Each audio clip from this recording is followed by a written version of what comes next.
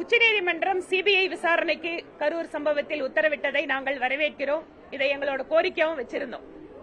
ஏனென்றால் பல்வேறு இடங்களில் தமிழக வெற்றி கழகத்தினுடைய தலைவர் பிரச்சார பயணம் அல்லது அவருடைய கூட்டங்கள் நடைபெற்றிருந்தாலும் கூட கரூரில் நடைபெற்ற சம்பவம் என்பது இது ஒரு விபத்து என்பதை போல பார்க்க முடியாது என்பதுதான் எல்லாருடைய கருத்தாக இருக்கிறது.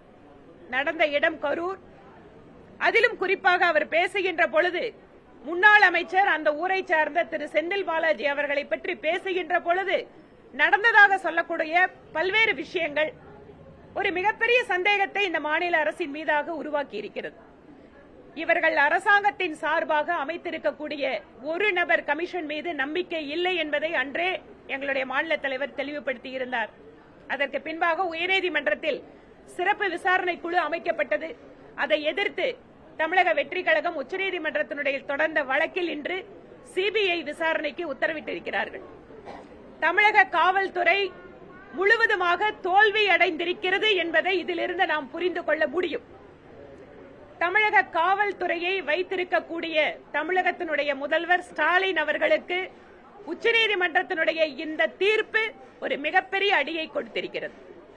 தமிழக காவல்துறையின் மீதான நம்பிக்கை என்பது தமிழக மக்களுக்கு சிறிது சிறிதாக குறைந்து கொண்டிருக்கிறது. அவர்களுடைய முழு திறன், அவர்களுடைய முழு சுதந்திரம் என்பது இல்லை என்பது இந்த திராவிட மாடல் ஆட்சியில் பல்வேறு சம்பவம், நூற்றுக்கணக்கான சம்பவங்களில் சொல்ல முடியும். ஒரு தெருவில் வந்து கூட போலீஸ்கார தாக்கக்கூடிய சூழ்நிலை தான் காவல்துறை மேல இன்னைக்கு இருக்கு. பெண்களுக்கு எதிரான குற்றச் செயல்கள், சட்டம் ஒழுங்கு பிரச்சனை, எல்லாவற்றிற்கும் சிகரம் வைத்ததற்கு போல கரூர் சம்பவம். சிபிஐ விசாரணை வாயிலாக உண்மை வெளிக்கொண்டு வரப்படும். இதற்கு சம்பவத்திற்கு காரணமானவர்கள் எவ்வளவு உயரத்தில் இருந்தாலும், அதிகாரத்திற்கு எவ்வளவு நெருக்கமாக இருந்தாலும் மக்கள் முன்பாக அவர்கள் நிறுத்தப்படுவார்கள் என்பது உறுதி.